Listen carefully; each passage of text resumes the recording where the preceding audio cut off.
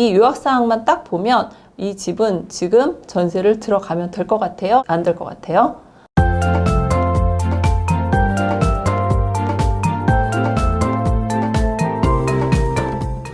오늘은 등기부 등본 살펴보기라는 내용으로 한번 시작을 해보려고 하는데요. 제가 많은 전세대출 상담을 했었는데 그때 이제 항상 물어보는 말이 있죠. 시세는 얼마고요? 뭐 소득은 얼마고요? 그리고 얼마 필요하세요? 그리고 그 집에 대출은 없나요? 임대인의 대출하고 제 전세 대출하고 무슨 상관이 있나요? 라고 얘기를 하는데 상관이 있어요. 왜냐하면 대출뿐만 아니라 잘못하다가 내 보증금도 날릴 수가 있단 말이에요. 3억짜리 집에 내가 전세 2억에 들어갈 건데 집주인이 대출이 2억이 있어요. 집주인 대출 2억에 내 전세 보증금 2억 하면 그 집엔 지금 총 4억 원이 부채인 거나 마찬가지인데 집값은 3억이에요. 그러면 이 집이 혹시라도 경매에 넘어가게 되면 내 보증금은 다 돌려받을 수 없는 상황이 돼버린다라는 거죠. 그래서 그거를 방지하기 위해서 우리는 등기부 등본을 꼭 살펴봐야 되는데 등기부 등본? 세상에 태어나서 처음 듣는 단어예요. 뭐 말이 이렇게 어려운가요? 그래서 제가 한번 사전적인 의미를 찾아봤어요. 등기, 부동산의 표시 또는 권리 기재를 하는 것을 등기라고 한대요. 우리가 주민등록 등본은 나에 관련된 히스토리가 적혀 있는 거잖아요. 근데 이 부동산 등기부 등본은 부동산에 관련된 히스토리가 적혀 있는 그런 장부다라고 생각을 하면 되니까 여러분들이 처음에는 더 어렵지만 자꾸 보면 그냥 주민등록 등본하고 똑같다라고 생각을 하면 될 것 같아요. 그래서 등기부 등본에는 어떤 게 표시가 되어 있냐면 예전에 소유자가 어떻게 바뀌었는지, 그리고 뭐 이 집에 뭐 가압류가 있었는지, 근저당이 있었던지, 뭐 이런 여러 가지 그런 모든 내용이 다 기록이 되어 있는 그런 장부인데요. 그래서 우리가 토지나 건물을 거래할 때 필수적으로 살펴봐야 되는 그런 서류다라고 생각을 하면 되는데, 우리가 이제 부동산을 계약을 할 때 공인중개사 사무실에서 이 등기부 등본을 발급을 해주거든요. 그럼 계약금을 지불을 하고 문제가 없구나. 이 집에 대출도 없구나. 라고 생각을 하고 잔금일날 나머지 잔금을 주게 되어 있잖아요. 그렇게 큰 돈이 넘어갈 때 이 등기부 등본을 다시 한번 확인하는 거는 필수겠죠.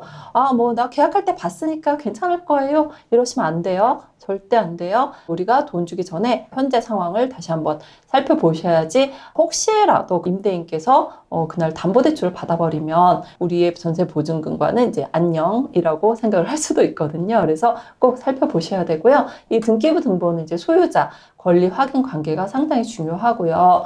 등기부 등본에 있는 이름하고 소유자의 신분증하고 꼭 확인을 해보셔야 된다는 거에서 등기부 등본을 우리가 보는 법을 이제 살펴보실 건데요. 등기부 등본은 어디서 발급을 가능한가요? 다 인터넷으로 발급하시면 됩니다.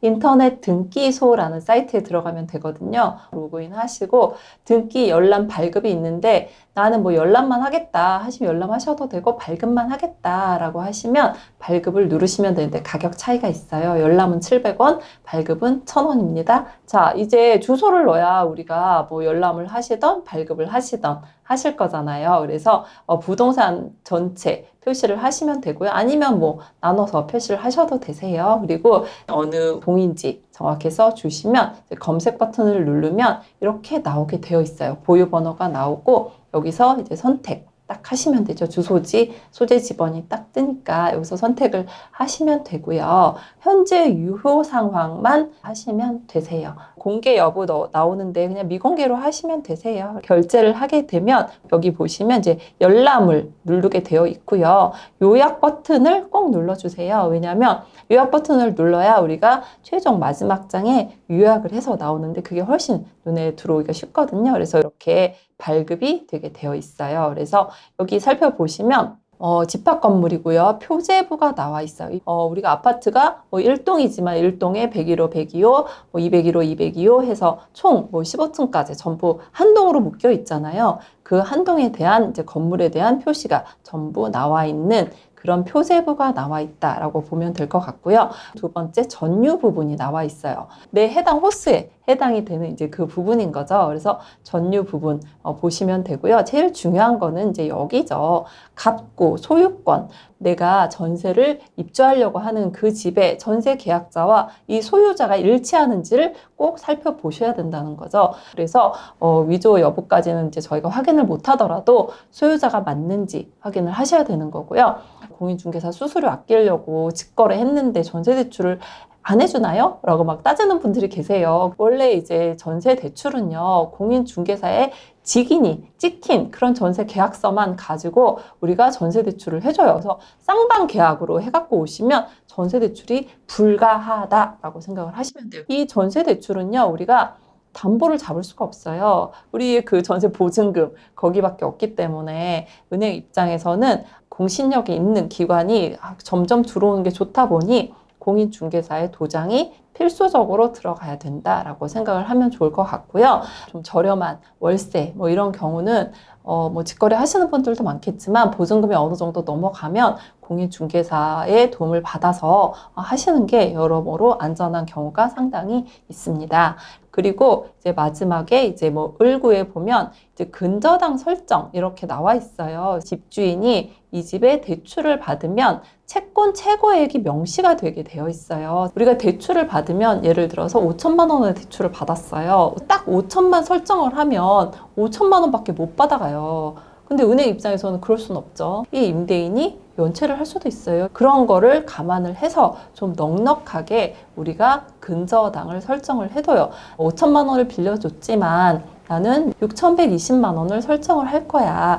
그 설정 금액 안에서 연체된 거는 우리 은행에서 가져갈 수 있게 확보를 한다는 거죠. 만약에 5천만 원밖에 설정이 안 돼 있으면 그 뒤로 이 채권 최고액 뒤로 여긴 지금 이하 여백이라고 나오지만 계속 줄줄이 붙을 수 있어요. 근저당 설정 뒤에 가압류, 뭐 여러 가처분 들어올 수 있고 이렇게 되면 은행이 채권 확보를 못할 수 있거든요. 그래서 채권 최고액을 설정을 하게 되어 있다라고 보시면 돼요. 그래서 은행에서 전세 대출을 할 때는 이 집주인의 대출금만 계산을 하는 게 아니고요. 이 채권 최고액을 빼게 되어 있어요. 그래서 여러분들이 체크할 때 꼭 이 채권 최고액으로 보셔야 된다라고 생각을 하면 될 것 같고요.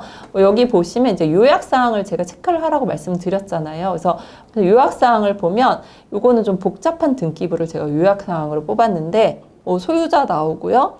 가압류, 임의 경매 개시 결정까지 나와 있네요. 그래서 지금 살아있는 권리들이 요약사항에 나와 있으니까 이 요약사항만 딱 보면 이 집은 지금 전세를 들어가면 될 것 같아요? 안 될 것 같아요?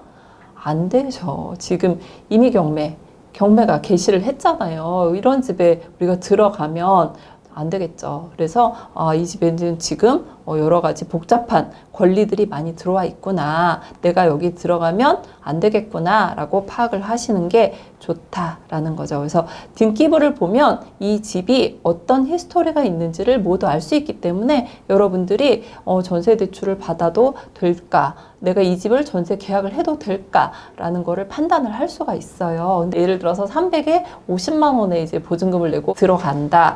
그러면 경매가 이제 개시가 되고 법원에서 계속 연락이 되고 낙찰이 될 때까지 시간이 좀 상당히 걸려요. 그래서 뭐 난 그때까지 살 거야 이러면 뭐 하셔도 되겠지만 상당히 피곤해요. 우편물도 많이 들어오고 복잡한 일들이 많이 있으니까 우리는 권리가 조금 깨끗한 집으로 들어가는 게 훨씬 더 안락한 월세 전세를 구할 수 있답니다.